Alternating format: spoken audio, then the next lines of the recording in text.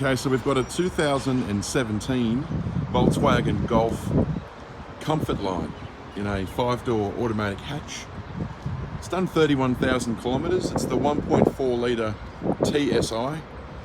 TSI for turbo and supercharge.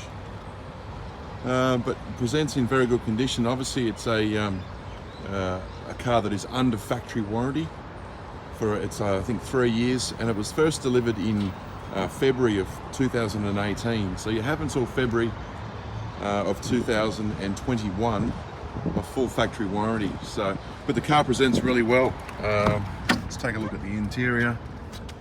There's your multi-function steering wheel. There's your kilometers.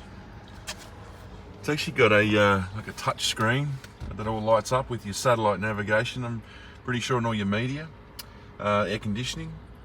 And there's your automatic transmission. Driver's seat looks like it's in very good condition. It's got the side airbag there as well. There's your logbooks and 2 keys on the passenger seat. There's the back seat like it's never been sat in, which is really good. Let's have a look in the boot. Yeah, nice big boot as well. So all inquiries are welcome. Please give us a call. I don't expect this car will last very long. Cheers.